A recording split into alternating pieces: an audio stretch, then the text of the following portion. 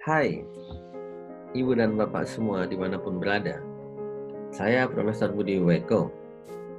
Kembali bertemu bersama channel bersama Prof. Iko.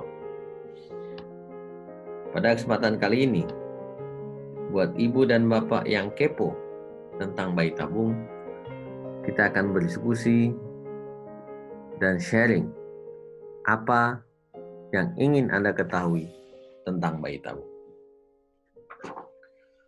Pertanyaan pertama adalah, apa sih bayi tabung itu?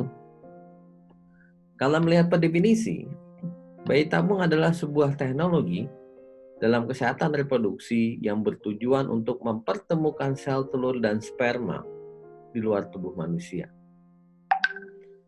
Setelah ditemukan, maka embrio akan dikembangkan dalam kurun waktu 2-5 hari sebelum akhirnya ditanam ke dalam rahim si calon ibu.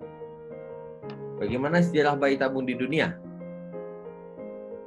Bayi tabung pertama di dunia adalah Louis Brown yang dilahirkan di London pada tanggal 25 Juli 1978. Dan saat ini tentunya Louis Brown sudah berusia 42 tahun dengan kurang lebih 8-10 juta bayi yang dilahirkan dengan teknologi bayi tabung ada di seluruh dunia. Bayi tabung pertama di Indonesia adalah Nugroho Karyanto yang dilahirkan pada tahun 1988. Teknologi bayi tabung di Indonesia dikembangkan oleh Profesor Sudraji Sumaprai. Bagaimana program bayi tabung dilakukan? Bila ibu dan bapak mengikuti program bayi tabung, maka secara umum proses bayi tabung terdiri dari 8 tahap. Tahapan yang pertama, yang paling penting adalah fit and proper test. Pada tahap ini akan dinilai apakah ibu dan bapak layak untuk mengikuti program bayi tabung. Akan dilakukan pemeriksaan mengenai jumlah sel telur, pemeriksaan sperma, pemeriksaan ultrasonografi pada saat hari kedua atau hari ketiga haid, dan juga pemeriksaan hormon yang diperlukan untuk meramalkan bagaimana respons indung telur terhadap penyuntikan untuk membesarkan sel telur.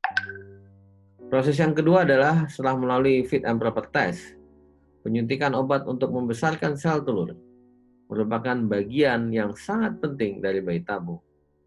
Karena proses yang memakan waktu kurang lebih 10 hari ini akan membesarkan sel telur ibu agar bisa dipanen, agar bisa dipetik sebelum dibuahi di luar tubuh perempuan. Yang ketiga, ini terkait dengan proses yang kedua, yaitu kita juga mencegah bagaimana telur yang banyak yang nanti kita dapatkan tidak akan pecah. Sehingga tidak heran kalau ibu biasa mendapatkan suntikan lebih dari 1 suntikan, karena ada suntikan yang kedua adalah berfungsi untuk menekan hormon supaya sel telur yang sudah dibesarkan tidak pecah. Setelah didapatkan sel telur yang besar dalam jumlah yang cukup, maka proses yang keempat adalah pengambilan sel telur atau panen sel telur. Proses ini akan dilakukan di bawah pembiusan yang sangat singkat, mungkin hanya berlangsung kurang lebih 10 menit sampai 15 menit. Dan pada saat yang bersamaan, bapak diminta untuk mengeluarkan sperma, dan selanjutnya dilakukan pembuahan, baik dengan teknologi konvensional atau dengan menyuntikkan sperma ke dalam sel telur, yang kita kenal dengan teknik ICSI. Dan setelah itu, ahli embriologi akan mengembangkan embrio di dalam rahim buatan atau di dalam inkubator selama 2-5 hari. Dan baru kemudian dilakukan penanaman embrio ke dalam rahim dan menunggu hasil selama 14 hari. Apakah embrio akan menempel atau tidak di dalam rahim.